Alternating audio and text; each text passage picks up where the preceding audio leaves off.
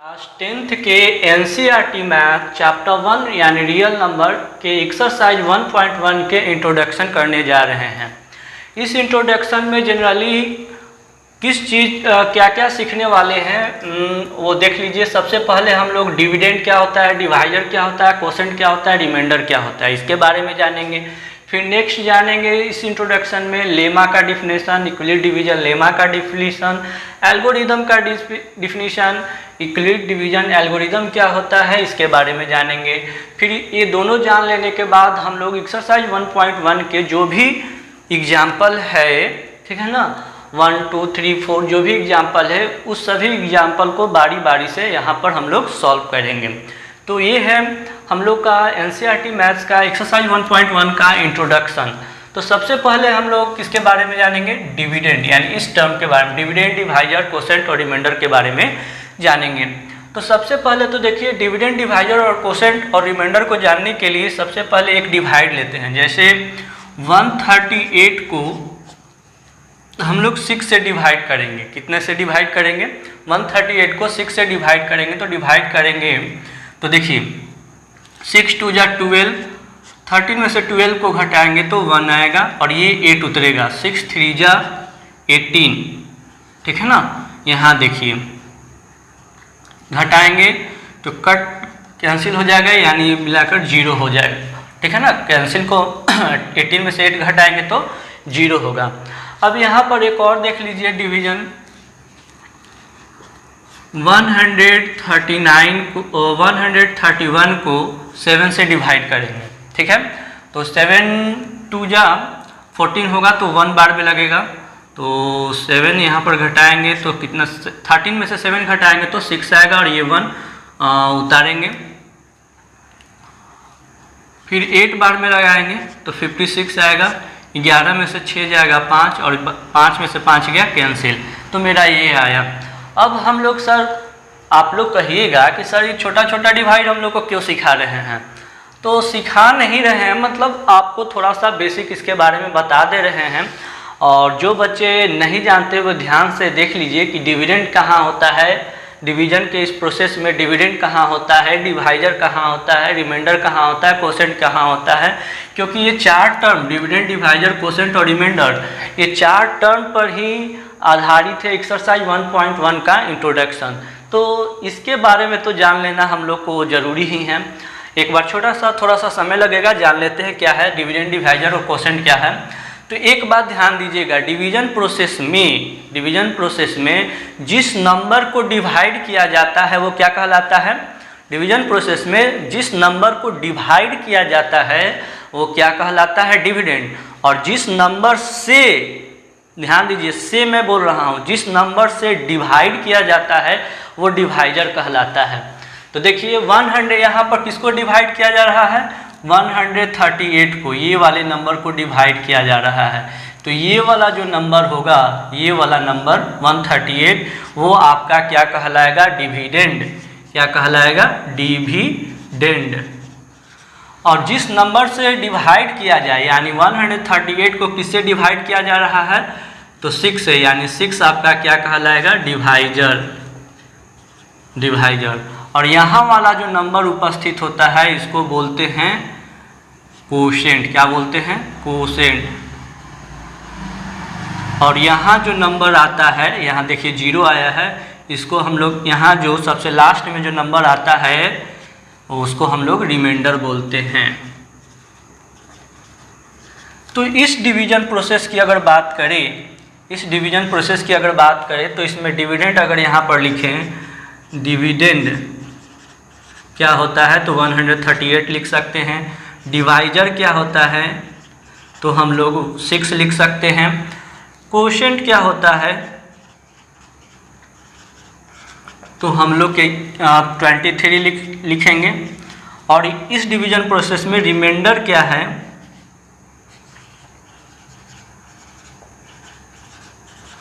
Reminder यहाँ 0 है। तो ये 4 टर्म, मतलब कोई भी डिवीजन प्रोसेस में ये 4 टर्म हमेशा जो है, 4 टर्म हमेशा आएगा, डिविडेंड, डिवाइजर, कोसेंट और रिमाइंडर। और ये 4 टर्म को जानना हम लोग को बहुत ज़रूरी है। इसमें देखिए तो आप बताइए हमें यहाँ वाले नंबर को क्या बोलते हैं? डिविडेंड। तो यहाँ डिविडेंड बराबर हम लोग लिख सकते हैं 131। यहाँ वाले नंबर को क्या बोलते हैं? डिवाइजर। डिवाइजर बराबर 7 बोल सकते हैं। यहाँ वाले नंबर को क्या बोलते हैं? कोशेंट। कोशेंट 80, ठीक है। और इस वाले नंबर को क्या बोलते हैं? यहाँ जो लास्ट में, उसको रिमाइंडर बोलते हैं। क्या बोलते हैं? रिमाइंडर। तो यहाँ रिमाइंडर आपका कितना आया है? 5 के बराबर है। क्लियर है? तो कोई भी डिवीजन आप कीजिएगा, कोई भी डिवाइड कीजिएगा, तो ये 4 टर्म आपको आएंगे ही आएंगे। ये 4 टर्म से ज़रूर आपको मुलाकात होगी, और मुलाकात होने पर आप ज़रूर उनसे पता कीजिएगा, मतलब उनको देखकर पहचान जाइएगा डिवाइड में कि भाई तुम कौन हो। 131 कौन है? तो डिविडेंड है। 7 क्या है? तो डिवाइजर है। यहाँ कोशेंट 18 क्या है? तो आप देखते ही पहचान जाएगा कि 18 भाई कोशेंट है। और ये 5 कौन है? ये 5 तो आप देखते ही 5 को पहचान जाइएगा कि रिमाइंडर है। यानी ये 4 टर्म हमेशा डिवाइड के प्रोसेस में यानी डिवीजन प्रोसेस में आते ही हैं। अब यहाँ देख लेते हैं एक चीज़ जो रिमाइंडर के बारे में आप लोग जानते भी होंगे और समझते भी होंगे, लेकिन गौर नहीं किए हैं। उम्मीद है कि आप लोग में से अधिकतर बच्चे इसको जानते भी होंगे। तो थोड़ा सा उसके बारे में देख लेते हैं कि वो है क्या, ठीक है ना। रिमाइंडर के बारे में एक छोटा सा उसको कह सकते हैं कि ये थोड़ा सा क्लू है, मतलब कंक्लूजन होता है कि डिवीजन प्रोसेस में हमेशा ये रिमाइंडर के बारे में कहा जाता है। मतलब रिमाइंडर क्या है, रिमाइंडर को डिवीजन में और किस तरीके से पेश किया जाता है, उसके बारे में हम लोग जानेंगे। तो आप इसको नोट कर लीजिए, नोट करना चाहते हैं तो।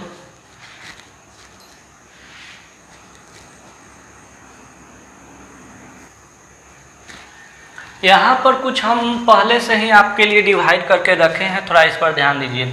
जब 138 को 5 से डिवाइड किया जा रहा है तो 2 बार में लगाएंगे तो 10 आएगा। 13 में से 10 घटाएंगे 3, और ये 0 उतारेंगे तो 6 बार में 30, तो 30 में से 30 घटाएंगे तो 0, यहाँ 0 आ गया। यहाँ ध्यान दीजिए, यहाँ रिमाइंडर कितना आ गया? 0 आ गया। देख यहाँ रिमाइंडर कितना आ गया? 0 आ गया। यहाँ डिवाइजर कितना है? 5। तो ये देखिए, तो ये मेरा जो डिवाइड है, इस डिवाइड में आपका इस डिवीजन प्रोसेस यहीं पर आकर स्टॉप हो गया। तो ये क्यों स्टॉप हो गया? आप लोग में से अधिकतर बच्चे जानते होंगे। तो आप लोग बोलिएगा कि सर, जब रिमाइंडर जो है वो डिवाइजर से छोटा हो जाता है तो डिवीजन प्रोसेस को रोक दिया जाता है। या आप में से ये भी बोल सकते हैं कि सर, जब रिमाइंडर 0 के बराबर आ जाए तो डिवीजन प्रोसेस को रोक देते हैं, ठीक है ना। ठीक इसी प्रकार इसमें देखिए, तो यहाँ रिमाइंडर 3 आ गया और ये रिमाइंडर डिवाइजर 8 से छोटा है। यहाँ इस डिवीजन प्रोसेस में यहाँ रिमाइंडर 3 आया है, और इस डिवीजन प्रोसेस में रिमाइंडर 3 जो है वो डिवाइजर 8 से छोटा है, तो हम लोग इस डिवीजन प्रोसेस को यहीं रोक देंगे, ठीक है ना। फिर यहाँ देखिए, यहाँ भी रिमाइंडर डिवाइजर से छोटा है। फिर यहाँ देखिए 111 को 9 से डिवाइड किया गया, तो 9 1 जा 9, 11 में से 9 घटाएंगे तो 2 आएगा, और ये 1 यहाँ उतारेंगे, 9 2 जा 18 लगाएंगे तो 21 में से 18 घटाएंगे तो 3 आएगा। अब ये जो 3 है, अब यहीं पर डिवीजन प्रोसेस को क्यों रोक दिए? क्योंकि यहाँ जो आपका रिमाइंडर है, ठीक है ना, यहाँ जो आपका रिमाइंडर है डिवाइजर से छोटा हो गया। इसी कारण तो हम लोग डिवीजन प्रोसेस को रोक देते हैं। फिर इस डिवीजन प्रोसेस में देखिए, जब 120 को 5 से लगाया गया है तो यहाँ देखिए 5 3 जा 15, तो यहाँ लिखेंगे 7 में से 5 जाएगा 2, 1 में से 1 गया कैंसिल, और 0 उतारेंगे तो 5 4 जा 20 आएगा। तो यहाँ पर देखिए, यहाँ 20 में से 20 गया 0, लिख सकते हैं ना। तो यहाँ भी रिमाइंडर 0 आ गया है, और ये 0 डिवाइजर 5 से छोटा है। तो जैसे ही या तो रिमाइंडर जब 0 हो जाता है और डिवाइजर से छोटा हो जाता है तो डिवीजन प्रोसेस को हम लोग रोक देते हैं, ठीक है ना। मतलब यहीं तक डिवाइड करेंगे। फिर इसमें देखिए 540 को जब 4 से डिवाइड किया गया है तो 4 1 जा 4, तो 5 में से 4 जाएगा 1, 4 उतारेंगे तो 4 3 जा 12, 4 में से 2 गया 2, 1 में से 1 गया कैंसिल, और ये 0 5, 4 5 जा 20 लगाए तो 20 में से 20 गया कैंसिल, यानी 0, ठीक है ना। तो 0 आया। अब देखिए जब रिमाइंडर 0 आ गया तो इसके आगे हम लोग डिवीजन प्रोसेस को नहीं बढ़ाएंगे, क्योंकि जब रिमाइंडर 0 आ जाता है तो डिवीजन प्रोसेस को वहीं पर रोक दिया जाता है, ठीक है ना। और ये रिमाइंडर 0 से छोटा है। तो आप कहेंगे सर ये सब हमको बच्चा वाला क्या सिखा रहे हैं, तो सीखना इसमें यही है कि रिमाइंडर के बारे में हम लोग को मोस्ट इम्पॉर्टेंट थिंग जो है वो क्या है कि रिमाइंडर कोई भी डिवीजन प्रोसेस में रिमाइंडर जो होता है, ध्यान दीजिए, कोई भी डिवीजन प्रोसेस में रिमाइंडर जो होता है वो हमेशा, याद रखिए, हमेशा डिवाइजर से छोटा होता है। देख लीजिए सर, इस वाले डिवीजन प्रोसेस में भी, इस वाले डिवीजन प्रोसेस में, ये पांचों में रिमाइंडर जो है या तो 0 के बराबर है और डिवाइजर से छोटा है। इसमें भी रिमाइंडर डिवाइजर से छोटा है, इसमें भी रिमाइंडर डिवाइजर से छोटा है, इसमें रिमाइंडर 0 के बराबर है बट डिवाइजर से छोटा ही है, इसमें भी रिमाइंडर 0 के बराबर है पर डिवाइजर से छोटा ही है। तो रिमाइंडर के बारे में आप एक चीज कंक्लूजन निकाल सकते हैं, वो क्या, तो यहाँ पर लिखते हैं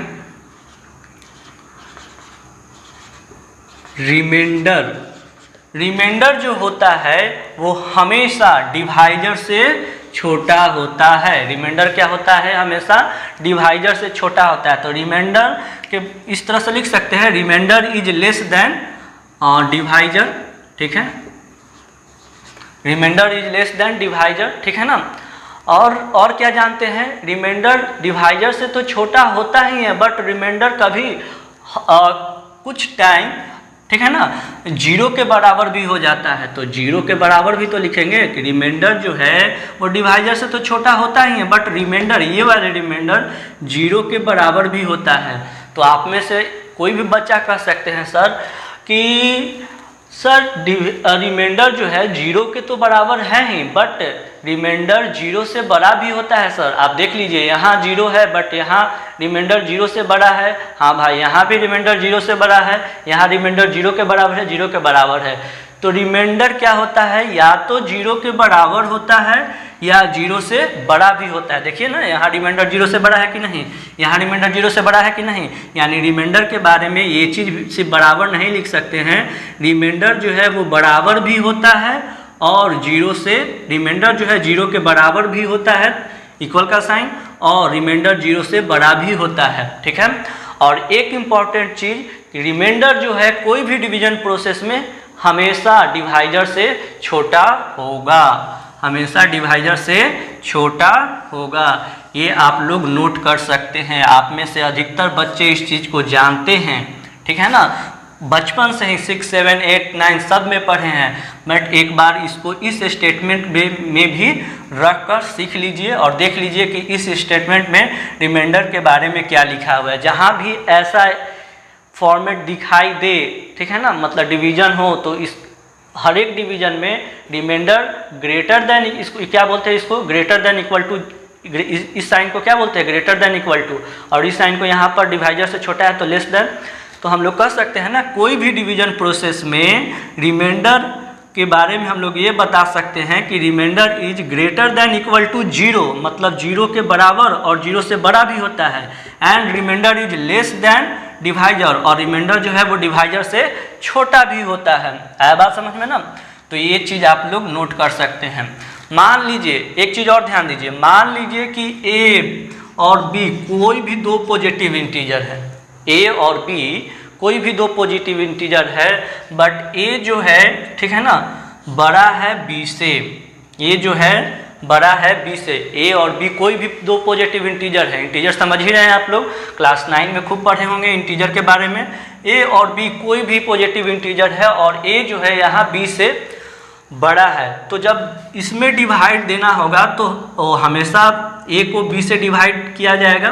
तो डिवाइड दे के देखिए ना, ए को जब बी से डिवाइड करेंगे तो मान लीजिए कि क्यू बार में लगाते हैं, जैसे हम लोग 6 को 2 से डिवाइड करते हैं तो 3 बार में लगाते हैं ना, तो 2 3 जा 6, यानी इन दोनों को गुना कर कर इन दोनों को गुना कर कर यहाँ लिखते हैं।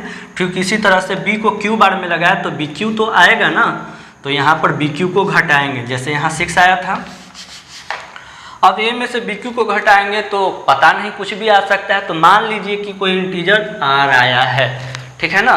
तो यहाँ पर हम इस डिवीजन प्रोसेस में यहाँ डिविडेंड ए हो जाएगा, डिवाइजर बी हो जाएगा, ठीक है ना, और क्यू जो है कोसेंट हो जाएगा, आर रिमाइंडर हो जाएगा। तो इसमें आर के बारे में हम लोग क्या बोल सकते हैं, ये आर रिमाइंडर है। तो आप लोग अभी अभी सीखे हैं कि रिमाइंडर जो होता है वो ग्रेटर देन इक्वल टू 0 और लेस देन डिवाइजर। तो यहाँ पर रिमाइंडर तो आर है, तो आर रिमाइंडर के जगह पर आर लिखिए। अब remainder greater than equal to 0 होता है ना, तो ग्रेटर देन इक्वल टू 0 हमेशा कोई भी डिवीजन प्रोसेस में रिमाइंडर जो होता है ग्रेटर देन इक्वल टू 0 होता है, और रिमाइंडर लेस देन डिवाइजर।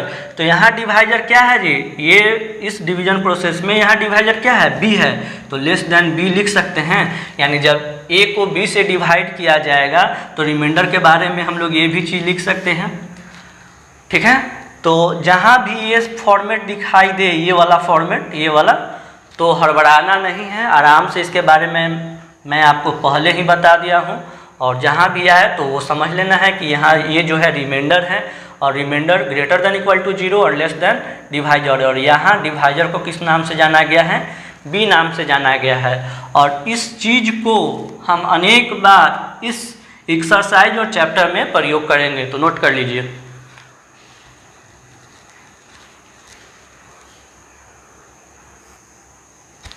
अब हम लोग कुछ डिफिनीशन पर चलते हैं। सबसे पहले लेमा के बारे में जानेंगे कि लेमा है क्या।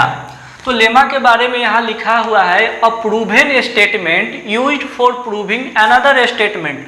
मतलब पहले से ही साबित किया, एक ऐसा स्टेटमेंट जो पहले से साबित किया गया है, मतलब वो साबित है, तथाकथित है, ठीक है ना।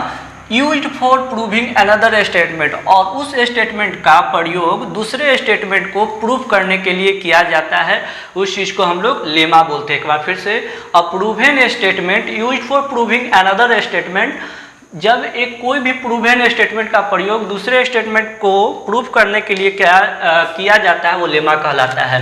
अब आइए मोस्ट इंपॉर्टेंट चीज़ यूक्लिड्स डिवीजन लेमा के बारे में आपसे क्वेश्चन पूछ दिया जाएगा, what is Euclid division lemma, या यूक्लिड डिवीजन लेमा के बारे में हमें समझाइए। तो उसके बारे में आप लिखिएगा, मान लीजिए if a and b are two positive integer, मान लीजिए कि ए और बी कोई भी दो पॉजिटिव इंटीजर है जहां ए जो है बी से बड़ा है, then they must satisfy the condition A बराबर बी क्यू प्लस आर। आप इस चीज़ को जानते हैं पहले से, अभी मैं आपको थोड़ा देर पहले बताया था, ए बराबर B q plus r and r greater than equal to 0 and less than b, मतलब डिवाइजर। मतलब ए और बी कोई भी दो पॉजिटिव इंटीजर होगा, और उसमें अगर ए बी से बड़ा होगा हम, तो उस ए को जब बी से डिवाइड करेंगे तो क्यू बार में यहाँ इस तरह से कुछ आएगा। तो जब ये डिवीजन प्रोसेस होगा, यूक्लिड डिवीजन लेमा के अनुसार उन दोनों पॉजिटिव इंटीजर यानी ए और बी का डिवीजन किया जाएगा, तो यहाँ जो कोसेंट आएगा और यहाँ जो रिमाइंडर आएगा, उस चीज़ को हम लोग इसी फॉर्मेट में लिखेंगे। मतलब यही फॉर्मेट को सेटिस्फाई करेगा और यही यूक्लिड डिवीजन लेमा कहलाएगा। मतलब कोई भी दो पॉजिटिव इंटीजर को आप डिवाइड कीजिएगा तो उसमें जो डिविडेंड, डिवाइजर, कोसेंट और रिमाइंडर आता है, उसको हम लोग इस रूप में लिखने का तरीका ही क्या कहलाता है, यूक्लिड डिवीजन लेमा। तो देखिए, तो यहाँ दो पॉजिटिव इंटीजर हम लोग लिए थे, बी, ए और बी, और ए बी से बड़ा था, यहाँ ए बी से बड़ा है, तो ए को बी से डिवाइड किए तो क्यू बार में लगाया तो बी क्यू आया। जब ए को बी माइनस क्यू से घटाएं, मतलब कोई भी घटाएंगे तो क्या आएगा वो तो नहीं मालूम है, तो इसके लिए हम लोग आर मान लिए। तो यानी यहाँ पर हम लोग कह सकते हैं, यहाँ डिविडेंड जो होगा, यहाँ डिविडेंड क्या है, ए है, डिवाइजर क्या है, बी है, और कोसेंट क्या है, क्यू है। यहाँ कोसेंट क्या है, क्यू है, और रिमाइंडर क्या है, आर है। देखिए सारा चीज़ मैंने लिख दिए, हम लिख दिए हैं यहाँ पर। अब यहाँ देखिए इस कंडीशन को क्या करेगा, फुलफिल करेगा यूक्लिड डिवीजन लेमा के अनुसार, यानी ए बराबर बी क्यू प्लस आर, यहाँ r greater than equal to 0 and less than b यानी डिवाइजर। तो यहाँ देखिए, तो ए है क्या, इस फॉर्मेट को ही सेटिस्फाई करेगा। मतलब जब कोई भी दो पॉजिटिव इंटीजर को डिवाइड किया जाएगा तो उसके डिवाइजर, डिविडेंड और कोसेंट को इस रूप में लिख सकते हैं। तो ये देखिए है क्या, एक्चुअली में ए है क्या, तो ए डिविडेंड है, तो डिविडेंड लिख सकते हैं ए के जगह पर, डिविडेंड बराबर बराबर बी आपका है क्या, डिवाइजर, तो बी के जगह पर डिवाइजर लिख दिए, फिर गुना क्यू है आपका क्या, कोशेंट, और प्लस और आर है आपका क्या, रिमाइंडर। यानी इक्विलिब्रियम डिवीजन लेमा के अनुसार, इक्विलिब्रियम डिवीजन लेमा के अनुसार हम लोग यह लिख सकते हैं कि डिविडेंड बराबर डिवाइजर गुना कोशेंट प्लस रिमाइंडर होता है, लिख देंगे।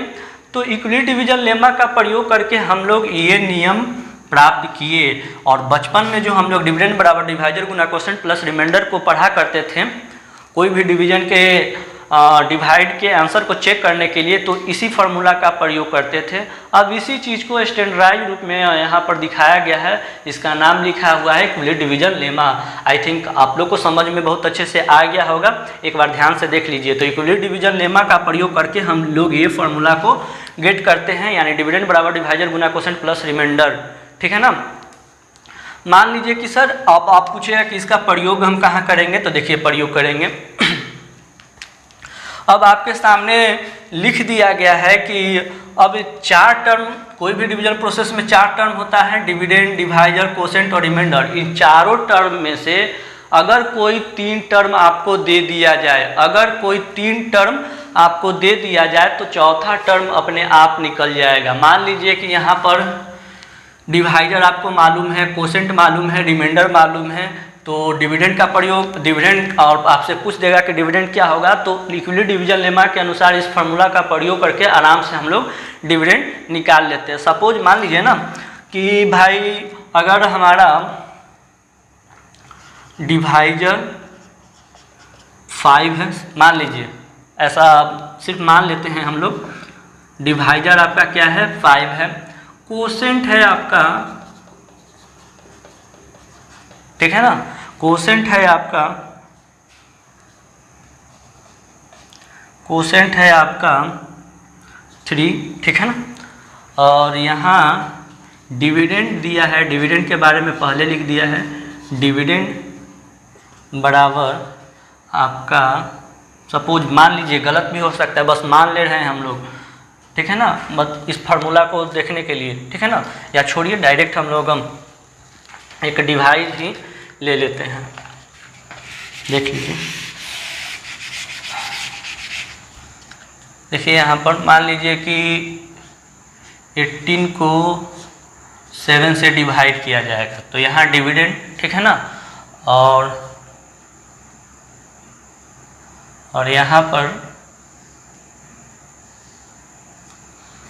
यहाँ पर डिविडेंड आपको इस डिवीजन में, यहाँ पर हम लोग डिविडेंड के बारे में लिख सकते हैं ना, डिविडेंड, अगर डिविडेंड आपका 18 दिया हुआ है,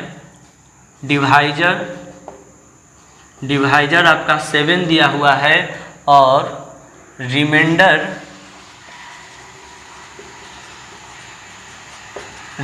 आपका मान लीजिए कि 4 दिया हुआ है, और आपसे पूछ रहा है क्वेश्चन में कि कोशेंट क्या होगा, कोशेंट क्या होगा, पूछ रहा है आपसे क्वेश्चन में।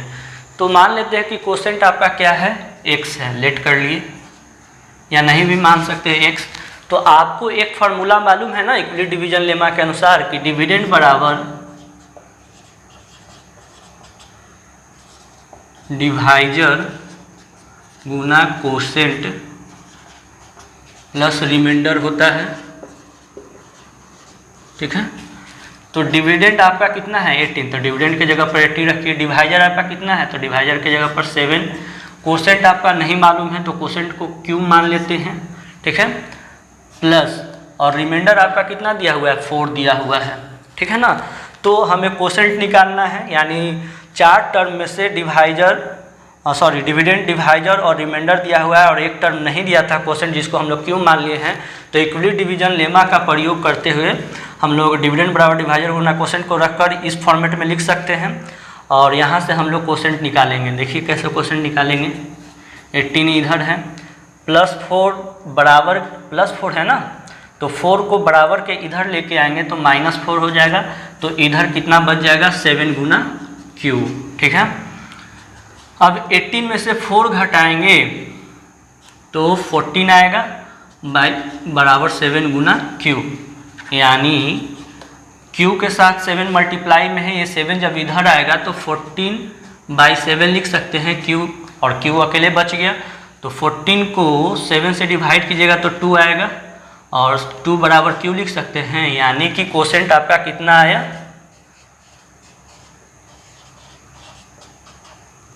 कोसेंट आपका कितना आया, देखिए यहाँ पर कोसेंट कितना आया है आपका 2 बराबर क्यू, यानी क्यू बराबर 2 भी लिख सकते हैं। तो कोसेंट आपका आया 2, यानी इक्विवेलेंट डिवीजन लेमा का प्रयोग करके अगर डिविडेंड डिवाइजर और कोसेंट और रिमाइंडर में से कोई इन चारों में से कोई 3 टर्म हमें मालूम है तो आसानी से चौथा टर्म निकाल सकते हैं।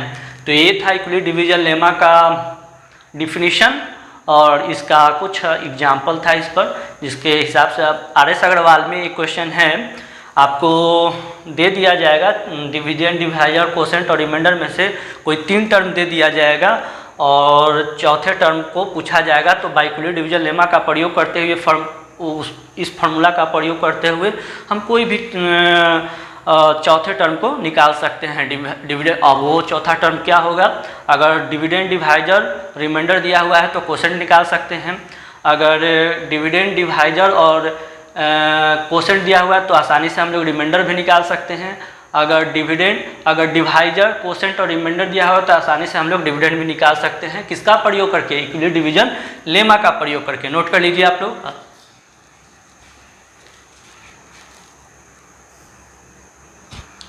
अब हम लोग एल्गोरिदम और इक्विवेलेंट डिवीजन एल्गोरिदम के बारे में जानेंगे। तो सबसे पहले देख लीजिए एल्गोरिदम क्या है। तो इट इज अ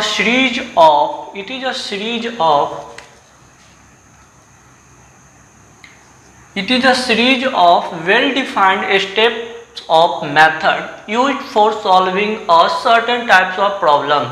कहता है कि ये जो एल्गोरिदम है वो क्या है, एक मेथड का क्या है, स्टेप है, ठीक है ना। और वो स्टेप बहुत ही अच्छे ढंग से परिभाषित किया है, जिसका प्रयोग हम लोग किसी खास प्रकार के प्रॉब्लम को सॉल्व करने के लिए करते हैं। एक बार फिर से, what is algorithm? It is a series of well defined steps of method used for solving a certain types of problem. यानी किसी खास प्रकार के प्रॉब्लम को सॉल्व करने के लिए जब मेथड्स के स्टेप के का प्रयोग किया जाता है वो क्या कहलाता है, एल्गोरिदम है। अब देखिए इक्विवेलेंट डिवीजन एल्गोरिदम क्या है, ठीक है ना। इक्विवेलेंट डिवीजन एल्गोरिदम क्या है, तो इट इज अ टेक्निक, यह क्या है, एक प्रकार का टेक्निक है, ट्रिक तरीका है, to find the HCF of 2 given positive integers से A and B with A greater than B in the following step. कहता है कि इक्विवेलेंट डिवीजन एल्गोरिदम एक प्रकार का टेक्निक है, और वो टेक्निक क्या है, कोई भी 2 पॉजिटिव इंटीजर का एचसीएफ निकालने का एक प्रकार का टेक्निक है, क्या, इक्विवेलेंट डिवीजन एल्गोरिदम। और वो उसको हम लोग स्टेप्स के रूप में निकालते हैं कि कैसे कैसे हम लोग कोई भी हमेशा ध्यान रखिए 2 पॉजिटिव इंटीजर के लिए जब एचसीएफ निकालना होगा तो स्टेप बाय स्टेप हम लोग इक्विवेलेंट डिवीजन एल्गोरिदम का प्रयोग करके उन दोनों पॉजिटिव इंटीजर का एचसीएफ निकालेंगे। तो स्टेप 1 में क्या लिखा हुआ है, ध्यान से देखिएगा, if a is divided by b. देखिए यहाँ ए जो है, ए और बी के बारे में बता दिया गया है कि भाई ए और बी कोई भी 2 पॉजिटिव इंटीजर है और ए जो है बी से बड़ा है। अगर बी ए से बड़ा होता तो बी को ए से डिवाइड करते, बट यहाँ ए जो है वो बी से बड़ा है, इसलिए ए को बी से डिवाइड किया जाएगा। तो यहाँ स्टेप 1 में हमको क्या करना है, एचसीएफ निकालने के लिए। तो if a is divided by b, अगर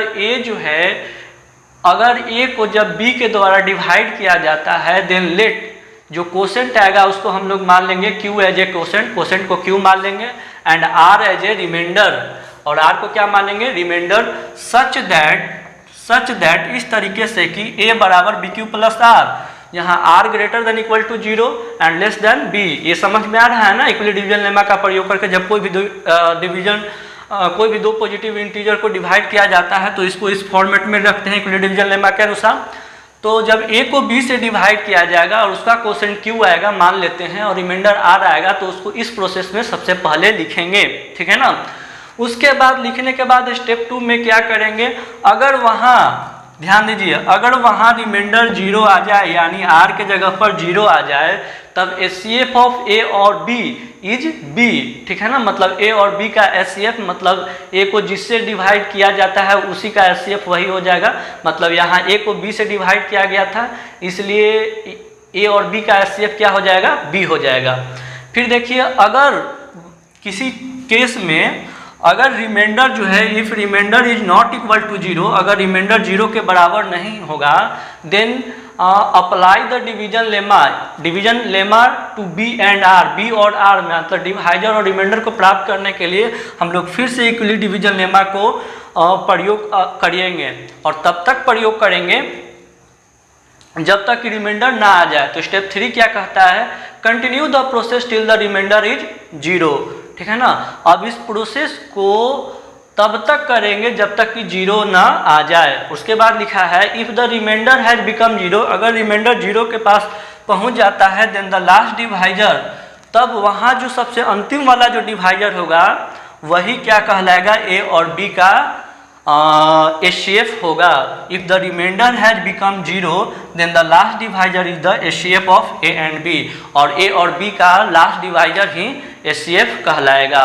तो आई थिंक आप लोग को ये इक्वली डिवीजन एल्गोरिदम बहुत ही अच्छे से समझ में आ गया होगा और इसको और ज़्यादा क्लियर वे में समझेंगे जब हम लोग इस पर एक एग्जाम्पल सॉल्व करेंगे। तो मान लीजिए कि हमारे पास दो पॉजिटिव इंटीजर हैं 13 एंड 18। मान लीजिए कि हमारे पास दो पॉजिटिव इंटीजर है 13 और 18 और इसका HCF निकालना है किसके प्रयोग करके, इक्वली डिवीजन एल्गोरिदम का प्रयोग करके 13 और 18 का HCF निकालना है।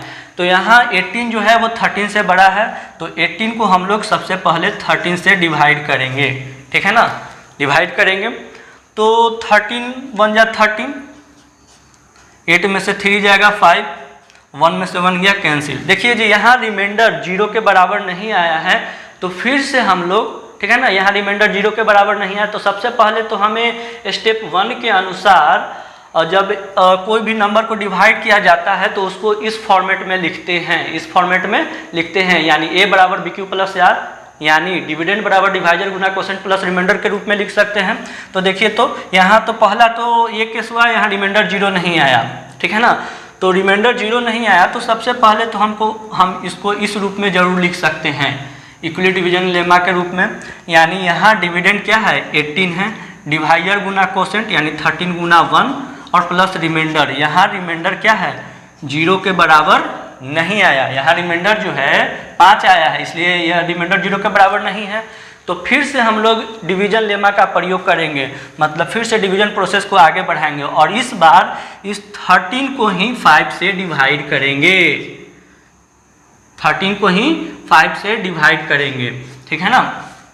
13 को ही 5 से डिवाइड करेंगे तो 5 2 जा 10, तो 2 बार में ही लगेगा, 5 2 जा 10, 13 में से 10 गया 3 होगा।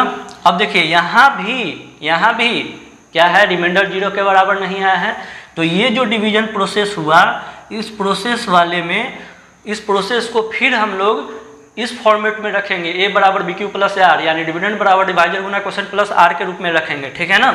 तो देखिए इसको कैसे लिखते हैं, यहाँ डिविडेंड कितना है 13 और डिवाइजर 5 है, क्वोशिएंट 2 है तो 5 गुना 2 डिवाइजर गुना क्वोशिएंट यानी BQ plus R, BQ plus BQ और R आपका 3 है और यहाँ रिमाइंडर 0 के बराबर नहीं है। तो फिर हम लोग स्टेप 1 के अनुसार डिवीजन लेमा का प्रयोग करेंगे, तब तक करेंगे जब तक कि 0 ना आ जाए। अब यहाँ देखिए फिर इस 5 को 3 से डिवाइड करेंगे तो 3 2 जा 6 यानी 1 बार में ही लगेगा तो 5 में से 3 जाएगा 2, अभी भी नहीं आया। जब रिमाइंडर 0 के बराबर आया ही नहीं तो हम लोग एक A बराबर BQ प्लस R के रूप में लिखेंगे यानी डिविडेंड यहाँ क्या है 5 है और डिवाइजर आपका क्या है डिवाइजर गुना क्वोशिएंट 3 गुना 1 और प्लस रिमाइंडर 2 है। यहाँ भी रिमाइंडर R के जगह पर 0 नहीं आया तो यहाँ लिखेंगे चूँकि R is not equal to 0, मतलब ऐसे ही बार बार लिखेंगे जब तक 0 ना आ जाए। अब यहाँ पर 3 को 2 से डिवाइड करेंगे, ठीक है ना, तो 2 बन जा 2, देखिए ठीक है ना। अभी भी अब देखिए इस प्रोसेस में भी देखिए रिमाइंडर 0 के बराबर नहीं आया है तो हम लोग लिख सकते हैं 3 बराबर डिविडेंड बराबर डिवाइजर गुना क्वोशिएंट 2 गुना 1 प्लस 1। अब यहाँ देखिए, ठीक है ना, अब 2 को 1 से डिवाइड करेंगे तो 1 2 जा 2 में से 2 गया। यहाँ देखिए रिमाइंडर 0 आ गया, यहाँ रिमाइंडर 0 आ गया। तो इस फॉर्मेट में इस डिवीजन प्रोसेस को हम लोग डिविजन गुना डिविडेंड बराबर डिवाइजर गुना क्वोशिएंट प्लस रिमाइंडर के रूप में लिखेंगे। तो यानी 2 को यहाँ पहले लिख लेते हैं, रिमाइंडर यहाँ 0 नहीं आता तो यहाँ 0 लिखेंगे, और यहाँ जगह नहीं होने के कारण हम थोड़ा सा यहाँ लिख रहे हैं।